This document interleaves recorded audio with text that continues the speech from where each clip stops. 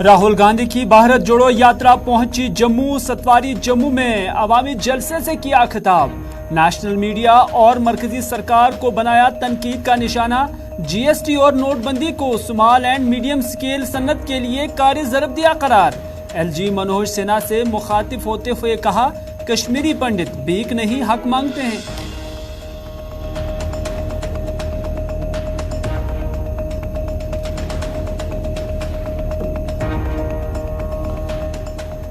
भारत जोड़ो यात्रा में ही कांग्रेस लीडर दिग्विजय सिंह ने सर्जिकल स्ट्राइक्स पर उठाए सवाल। कहा, सर्जिकल स्ट्राइक का दावा तो किया जाता है लेकिन सबूत कोई नहीं। सर्जिकल स्ट्राइक को झूठ का पलिंदा दिया करार।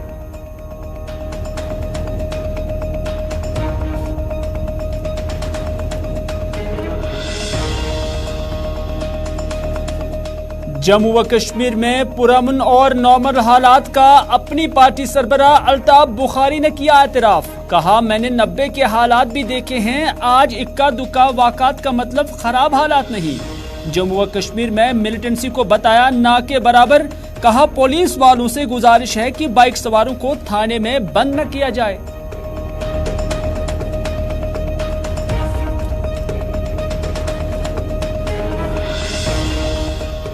और वादिया कश्मीर में योम जमहूरिया से कबल सिक्योरिटी सूरत हाल मुतहरिक। जगह जगह पर तलाशी कार्रवाई, जामा तलाशी और राह चलते लोगों से पूछगछ तेज।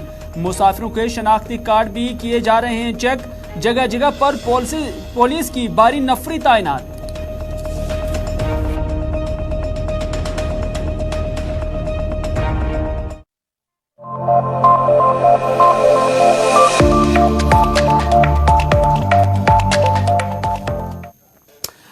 नाज़रीन आदाब, अस्सलाम वालेकुम। आप सभी का इस्तकबाल है। आप देख रहे हैं प्रोग्राम स्पेशल रिपोर्ट। आपका मेज़बान मीर हिलाल हांजुरी हाजिर खिदमत। और आज के स्पेशल रिपोर्ट में मुतअद्दिद खबरें आया चाहती हैं क्योंकि महकमा मौसमियात का कहना है कि कल और परसों बर्फबारी हो सकती है जम्मू कश्मीर के अंदर। महकमा मौसमियात की पेशन गोई अपनी जगह, लेकिन सियासी मौसम जब हम जम्मू कश्मीर के अंदर देखते हैं तो ऐसा लगता है कि सियासी लीडरान इलेक्शन के लिए बहुत बेसब्र है और बहुत बेइत्मीनानी है। क्योंकि सईद मोहम्मद अल्ताफ बुखारी का जो आज का बयान है, उन्होंने कहा कि जम्मू कश्मीर के अंदर हालात ठीक है, आज हालात नॉर्मल है, मिलिटेंसी कहीं नहीं है। लेकिन दूसरी जानिब 26 जनवरी यौम जमहूरिया की तकरीबात से कबल ही जगह जगह पर जामा तलाशी, शनाख्ती कार्ड चेक, फ्रिस्किंग सब कुछ किया जा रहा है। और पुलिस का कहना है कि ये बड़ी जो तकरीबात है उससे कबल मामूल रहता है कि पुलिस इस तरह की सिक्योरिटी ग्रिड को टाइट करे और मुतहरिक रहे। लेकिन उससे बढ़कर आज दिग्विजय सिंह ने जो बयान दिया है, और वो बयान सर्जिकल स्ट्राइक को लेकर, और उनका कहना है कि दावा तो किया जाता है कि बहुत को मारा है लेकिन सबूत कोई नहीं है, और उन्होंने सर्जिकल स्ट्राइक को झूठ का पलिंदा करार दिया। लेकिन उससे बढ़कर आज भारत जोड़ो यात्रा जम्मू पहुंच गई है और राहुल गांधी इस भारत जोड़ो यात्रा की सरबराही कर रहे थे। सांबा के बाद जब हैंड ओवर टेक ओवर हुआ तो जम्मू की यह जिम्मेदारी आ गई और जम्मू के अंदर जोग दर जोग राहुल गांधी की इस यात्रा में शरीक होते गए। और जहां जहां से ये यात्रा गुजरी, दाएं बाएं राहुल गांधी का इस्तकबाल किया जा रहा था। और राहुल गांधी भी राह चलते लोगों को या सड़क के दोनों किनारों पर जो लोग थे उन्हें हाथ उठाकर वेव करते थे और उन्हें सलाम व दुआ भी पेश करते थे। और उनके हमरा कांग्रेस की जो लीडरशिप है जम्मू कश्मीर की, वो भी यहां पर साथ देखी है। तो इस तरह से राहुल गांधी मुख्तलिफ इलाकों से गुजरते हुए सतवारी जम्मू पहुंचे। और खबर यह भी आ रही है कि यहां सतवारी जम्मू में जलसे से खिताब के बाद राहुल गांधी सीधे रघुनाथ मंदिर भी पहुंचे और वहां पर उन्होंने हाजिरी दी है। लेकिन सतवारी जम्मू में जब उन्होंने अवामी जलसे से खिताब किया, पहले वो विजुअल्स हम आप तक पहुंचा रहे हैं कि किस तरह से लोगों की एक खासी तादाद राहुल गांधी के साथ है। हालांकि सिक्योरिटी की भी एक बड़ी तादाद भी उनके हमरा है क्योंकि ये जम्मू कश्मीर है और यहाँ पर ज़्यादा ही सिक्योरिटी चैलेंजेस है। और इस हवाले से फोर्सेस के जो एहलकार है वो भी दाएं बाएं बहुत ही चौकना और काफ़ी मुतहरिक नज़र आ रहे हैं। लेकिन जब उन्होंने एक जलसे से यहाँ खिताब किया तो उस दौरान राहुल गांधी ने कश्मीरी पंडितों का मामला भी उठाया। कहा, कश्मीरी पंडित हक मांगते हैं, भीख नहीं मांगते हैं। और ये उन्होंने लेफ्टिनेंट गवर्नर मनोज सिन्हा से मुखातिब होते हुए किया, क्योंकि आज राहुल गांधी से कई सारे वफूद मिले हैं और उन्हीं वफूद में राहुल गांधी से कश्मीरी पंडितों का एक वक्त भी मुलाकात हुआ। तो उस दौरान क्या बातचीत हुई वो हम साउंड बाइट के जरिए आप तक पहुंचाएंगे।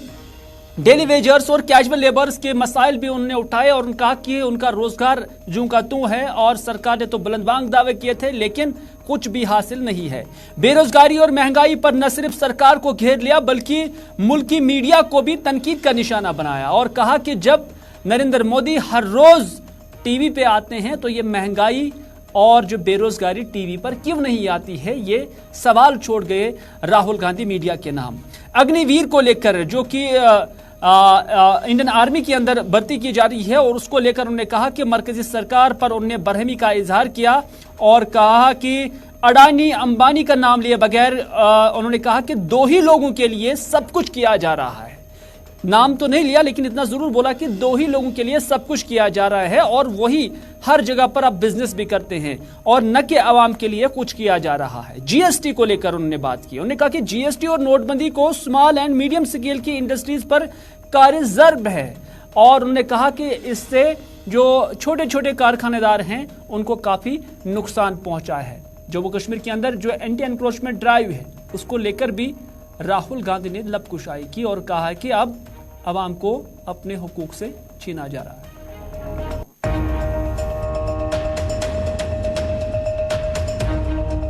ये पूछते हैं, मैंने पूछा भैया एक बात बताओ, आप नरेंद्र मोदी जी का चेहरा 24 घंटे दिखाते हो, आप ऐश्वर्या राय जी की बात करते हो,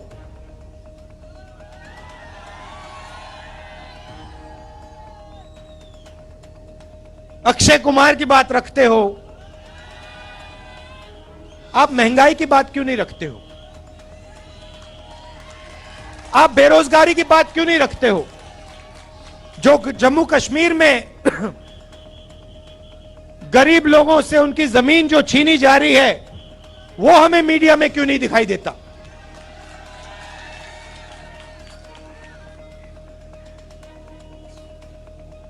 जो कश्मीरी पंडितों के साथ यहां सरकार अन्याय कर रही है। आज सुबह मेरे से मिलने एक डेलीगेशन आया और उन्होंने अपनी बात रखी। मैं हैरान हो गया। उन्होंने कहा, और मैं मीडिया के सामने ये कहना चाहता हूं, उन्होंने मुझसे कहा कि जब उनका डेलीगेशन लेफ्टिनेंट गवर्नर के पास गया तो लेफ्टिनेंट गवर्नर ने उनसे कहा कि तुम्हें भीख नहीं मांगनी चाहिए। यह देखिए, लेफ्टिनेंट गवर्नर ने कश्मीरी पंडितों के डेलीगेशन को कहा कि आपको भीख नहीं मांगनी चाहिए। लेफ्टिनेंट गवर्नर जी, ये भीख नहीं मांग रहे हैं, ये अपना हक मांग रहे हैं। और अगर आपको कुछ करना चाहिए तो आपको इनसे माफी मांगनी चाहिए। पहले युवा आर्मी में जाता था, 15 साल की उसकी सर्विस होती थी, उसके बाद उसको पेंशन मिलती थी। अग्निवीर योजना में 4 साल की सर्विस होगी, उसके बाद सैनिकों को घर भेज दिया जाएगा, उनको कोई पेंशन नहीं मिलेगी। तो ये जो देश का आर्मी के साथ रिश्ता है, इससे खिलवाड़ कर रहे हैं।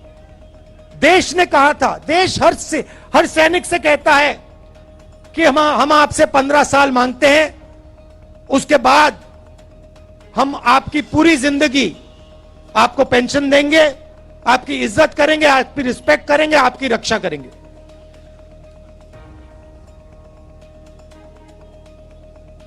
तो ये अग्निवीर योजना जो पहले युवाओं के लिए एक रास्ता था, ये भी इन्होंने बंद कर दिया। बेरोजगारी क्यों आ रही है? क्योंकि सरकार चुने हुए 2-3 उद्योगपतियों के लिए काम कर रही है। ये देखो, यहां पे आपका पूरा का पूरा व्यापार जो भी आप करते हो, सारा का सारा उन्हीं 2-3 उद्योगपतियों के हाथ चला जाएगा। सच्चाई ये है। और नरेंद्र मोदी जी ने आपसे कहा था कि देखिए, नोटबंदी काले धन के खिलाफ योजना है। काला धन मिट गया क्या? नहीं मिटा ना। भाइयों और बहनों, नोटबंदी और गलत जीएसटी योजनाएं नहीं है, ये हथियार हैं। ये छोटे व्यापारियों को, स्मॉल और मिडिल साइज बिजनेस वालों को मारने के, खत्म करने के हथियार हैं। और सच्चाई ये है कि इस देश को रोजगार सिर्फ ये लोग दे सकते हैं। ये जो 2-3 बड़े उद्योगपति हैं, ये देश को रोजगार दे ही नहीं सकते। कितनी भी कोशिश कर लें, ये नहीं दे सकते हैं। तो इन्होंने क्या किया, नरेंद्र मोदी जी और बीजेपी ने क्या किया, जो हिंदुस्तान की रीढ़ की हड्डी है, जो रोजगार देने वाली रीढ़ की हड्डी है, छोटे व्यापारी, स्मॉल और मीडियम बिजनेस, इस रीढ़ की हड्डी को इन्होंने तोड़ दिया है। इसीलिए आज पूरे देश में, सिर्फ जम्मू कश्मीर में नहीं, पूरे देश में बेरोजगारी फैल रही है। आप दूसरा सवाल पूछोगे, महंगाई इतनी क्यों बढ़ रही है? वही कारण है। पूरा का पूरा धन हिंदुस्तान का 2-3 उद्योगपतियों के जेब में जा रहा है। पहले पेट्रोल का दाम क्या होता था? आज कितना है? 100 रुपए। तो जब आपके जेब में से जो 50 रुपए निकल रहे हैं, वो कहां जा रहे हैं? हवा में तो गायब नहीं हो रहे, कहीं ना कहीं तो जा रहे होंगे। क्या वो छोटे व्यापारियों की जेब में जा रहे हैं? नहीं। किसानों की जेब में जा रहे हैं क्या? नहीं। बेरोजगार युवाओं की जेब में जा रहे हैं क्या? नहीं। ये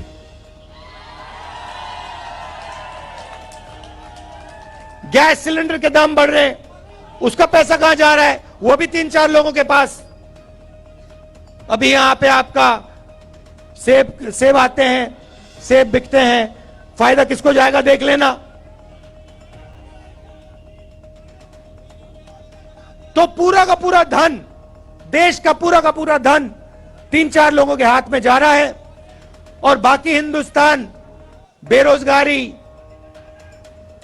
महंगाई का सामना कर रहा है। सबसे बड़ा मुद्दा अंत में जो आपका स्टेटहुड का मुद्दा है,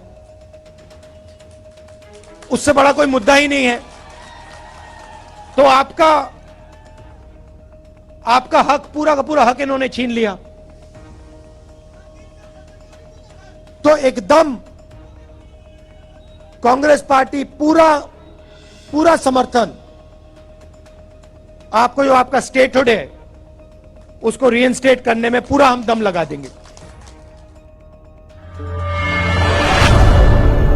चलो, जम्मू कश्मीर को स्टेटहुड वापस दिलाने में कांग्रेस पार्टी पूरे दमखम से अपना जो रोल है वो अदा करेगी। लेकिन इसी भारत जोड़ो यात्रा में दिग्विजय सिंह भी मौजूद थे, जो कि कांग्रेस के सीनियर लीडर हैं। उन्होंने सर्जिकल स्ट्राइक पर सवाल उठाए। उन्होंने कहा कि सर्जिकल स्ट्राइक जो है, इसका दावा तो किया जाता है लेकिन सबूत कोई नहीं है। दरअसल सर्जिकल स्ट्राइक को झूठ का पलिंदा उन्होंने करार दिया है।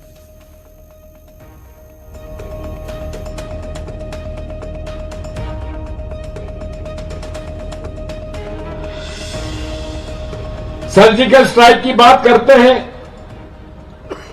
कि हमने इतने लोग मार गिराए, लेकिन प्रमाण कुछ नहीं, केवल झूठ का पुलिंदा से ये राज कर रहे हैं। मैं आपसे कहना चाहता हूं, ये देश सबका है।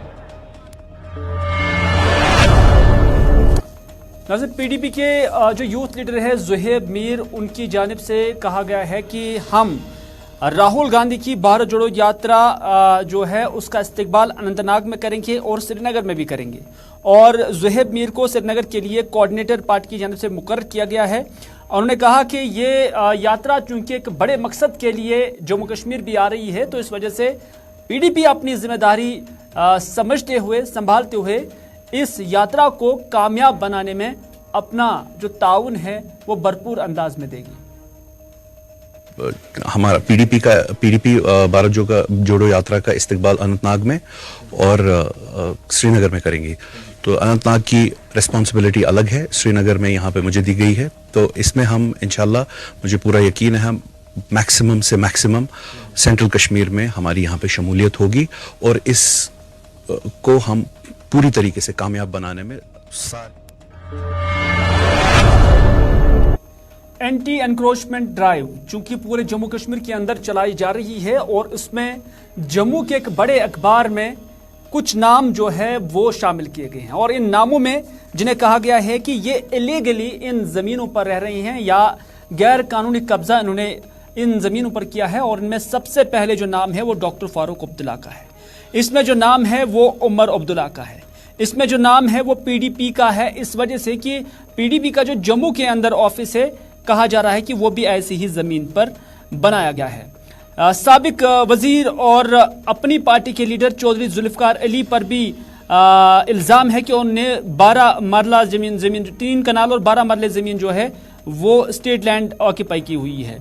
और इसके अलावा डॉक्टर मुस्तफा कमाल जो कि नेशनल कॉन्फ्रेंस इनका ताल्लुक है, उन पर भी ये इल्ज़ाम है कि 2 कनाल और कुछ मरले ज़मीन उन्होंने सुंजवा में ज़ेर कब्जा रखी हैं। इसी तरह से कांग्रेस के साबिका कांग्रेस लीडर और मौजूदा डीएपी लीडर ताज मोहिद्दीन पर भी ये इल्ज़ाम है कि उन्होंने 50 कनाल के आसपास जो ज़मीन है वो गैर कानूनी तौर पर ली है। बशीर अहमद रूनियाल जो कि सियासतदान हैं, अब्दुल वाहिद शाह जो कि फॉर्मर एमएलए है, उन पर भी ये इस तरह के इल्ज़ाम हैं। नज़ीर अहमद कोल और बशीर अहमद के अलावा दीगर लोग भी हैं जिन पर इस तरह के इल्ज़ामात लगे हुए हैं। लेकिन डॉक्टर फारूक अब्दुल्ला पर भी ये इल्ज़ाम है कि उन्होंने 7 कनाल 7 मरला लैंड जो है वो ऑक्यूपाई किया हुआ है। और उस हवाले से हमने भी टेलीफोनिकली डॉक्टर फारूक अब्दुल्ला से भी जानने की कोशिश की है कि क्या वाकई आपने ये ज़मीन ज़ेर कब्जा रखी है और अगर सरकार इसको कब्जा हटाना चाहेगी तो आपका क्या कुछ रद्द-ए-अमल रहेगा। डॉक्टर फारूक अब्दुल्ला ने क्या कुछ कहा, आइए आपकी नज़र करते हैं। सर, मेरा अर्ज यही है कि आज डेली एक्सरशन में आपसे मुतलिक एक खबर छपी है कि सुंजवा जम्मू में आपकी 7 कनाल 7 मरले जमीन अवैध कब्जे में। अरे भैया, मुझे कुछ पता नहीं है, मैंने उस वक्त खरीदी है, अब इनने क्या करना है ले जाए, सब कुछ जो ले जाना है ले जाए, मुझे कुछ कम नहीं है। सर, आपकी डॉक्यूमेंटेशन मुझे कुछ कहना नहीं है। सर, डॉक्यूमेंटेशन है आपकी उस पे? क्या है? डॉक्यूमेंटेशन है सर आपकी उसमें? सारा डॉक्यूमेंटेशन है मेरे पास, ऐसे नहीं तो ऐसे ही घर बना लेता। चलिए, सारा डॉक्यूमेंटेड है। ये डॉक्टर फारूक अब्दुल्ला कहते हैं ले जाएं जितना ले जाना है, मुझे कोई गम नहीं है। दरअसल ये जो ज़मीन है ये रोशनी एक्ट के तहत जो एक वक्त में जम्मू कश्मीर के अंदर एक कानून था और उसी कानून के मुताबिक डॉक्टर फारूक अब्दुल्ला का कहना है कि उनकी डॉक्यूमेंटेशन भी है, दस्तावेजात भी है, लेकिन उनका कहना है कि जो इन्हें करना है, अगर ले जाना है तो ले जाएं, अदरवाइज अगर मेरे पास डॉक्यूमेंट्स नहीं होते हैं, मेरे पास कागजात नहीं होते, तो मैं कैसे इस पर मकान बना लेता। सईद मोहम्मद अल्ताफ बुखारी का भी जिक्र करते हैं क्योंकि सईद मोहम्मद अल्ताफ बुखारी ने भी इन्हीं ज़मीनों के हवाले से आज एक प्रेस कॉन्फ्रेंस दी है। उन्होंने कहा कि मैं ये यकीन दिलाना चाहता हूं कि मौजूदा एंटी एनक्रोचमेंट ड्राइव के जरिए जहां जहां अगर कोई ज़मीन निकाली भी गई उसकी एक एक इंच ज़मीन मकामी लोगों के लिए रहना चाहिए। यहाँ ये ज़मीन यहाँ के लोगों के लिए इस्तेमाल में लाई जानी चाहिए, चाहे इंडस्ट्रीज़ को लगाने की बात हो या प्लेग्राउंड बनाने की बात हो, लेकिन ये जम्मू कश्मीर से बाहर किसी भी फर्द को नहीं मिलना चाहिए और ना हम इसकी इजाज़त देंगे। अल्ताफ बुखारी ने यह भी कहा कि जम्मू कश्मीर के लोग इस पर एक हैं और हमारी ज़मीन, हमारी नौकरियां, हमारे वसाइल सिर्फ हमारे लिए रहने चाहिए और इसके लिए जम्मू और कश्मीर की आवाम एक पेज पर है। आपको सच बताता हूं, 1 इंच जमीन जहां पर निकलेगी भी वो जम्मू कश्मीर के लोगों का हक है, किसी को 1 इंच नहीं दी जाएगी।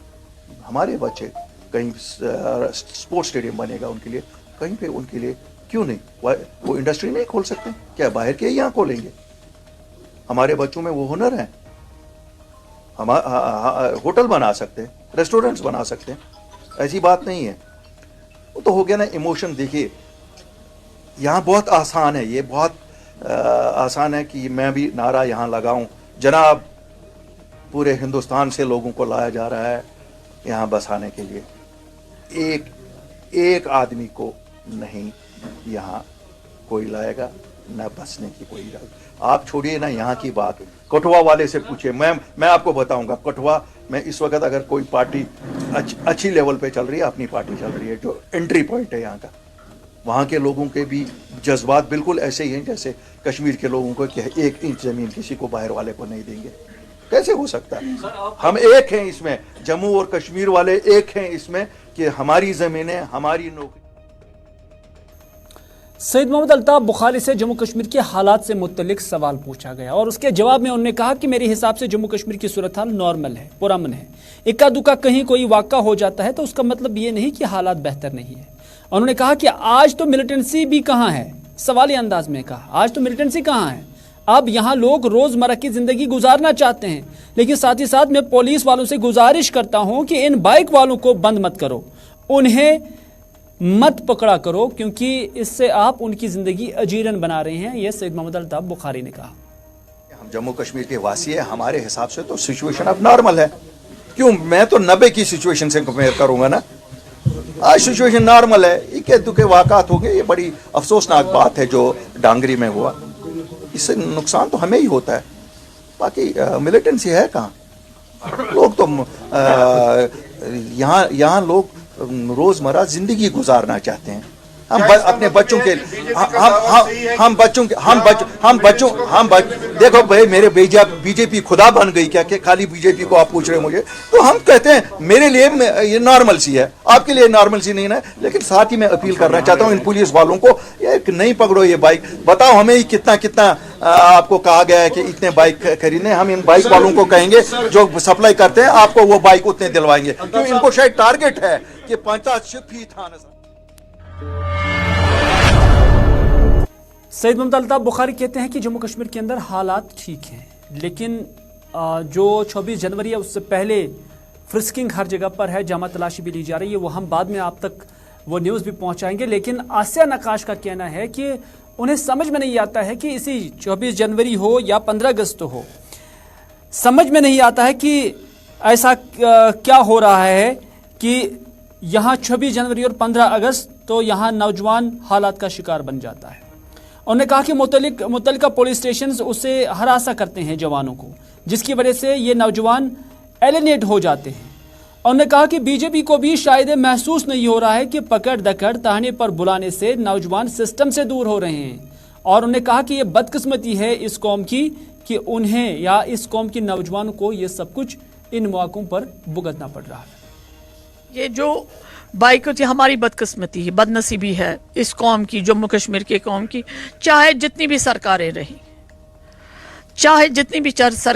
चाहे इसके बाद मैं बड़ी साफ बात करूंगी आपसे, चाहे पीडीपी की सरकार रही हो, चाहे कांग्रेस की सरकार रही हो, चाहे नेशनल कॉन्फ्रेंस की सरकार रही हो, जब भी 26 जनवरी 14 अगस्त ये दिन आते हैं तो हमारा जो ये नौजवान लड़का है ये इसका शिकार बन जाता है। थाने की इसका जो उसको ऑर्डर्स होते हैं। इधर 26 जनवरी से पहले जहां जगह जगह पर तलाशी कार्रवाई, जामा तलाशी, शनाख्ती कार्ड चेक किए जा रही हैं, वहीं पर शहर श्रीनगर के अंदर भी इस तरह के जो है नाके लगाए गए जहां पर लोगों की बारगबीनी से तलाशी ली जा रही है, गाड़ियों से उतारा जाता है और उसके बाद गाड़ियों की भी तलाशी ली जा रही है। और ये सब कुछ 26 जनवरी से पहले जो सिक्योरिटी अरेंजमेंट्स हैं उनके तहत किया जा रहा है।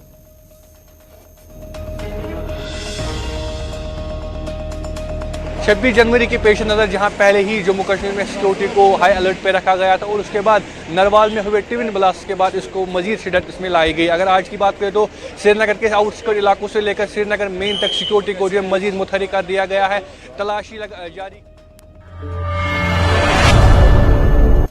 चलो आखिर पर बात करते हैं वादी कश्मीर या जम्मू कश्मीर के मौसम की, क्योंकि महकमा मौसमियात का कहना है कि कल से यानी आइंदा 24 घंटों के अंदर वादी कश्मीर में दरमियाना दर्जे से दरमियाना दर्जे की जो बर्फबारी मैदानी इलाकों में भी हो सकती है, और इस हवाले से ये भी पेशनगोई की गई है कि इस सिस्टम का ज़्यादा असर जो है वो साउथ कश्मीर के अंदर देखा जा सकता है। यानी हल्की से दरमियाना दर्जे की बर्फबारी मैदानी इलाकों के साथ साथ पहाड़ी इलाकों के अंदर हो सकती है। जी बहुत बहुत शुक्रिया। अभी पिछले लगभग 19-20 से ही मौसम जो है क्लाउडी, कुछ एक जगहों पे हल्की बारिशें, बर्फबारी, ये सिलसिला चल रहा है।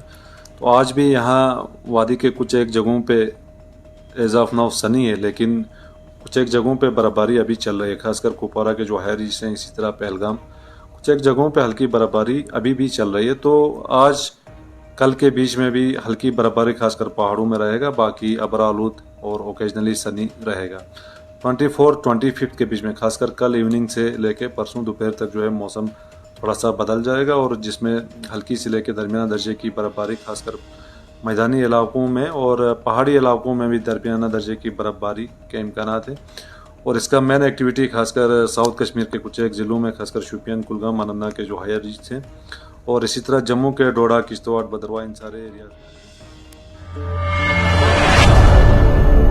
तो नाज़रीन, आज की स्पेशल रिपोर्ट में बस इतना ही। अपने मेज़बान को दीजिए इजाज़त, इस वादे के साथ कि अगर ज़िंदगी रही तो आपसे फिर होगी मुलाकात। तब तक के लिए खुदा हाफिज़, फी अमानिल्लाह।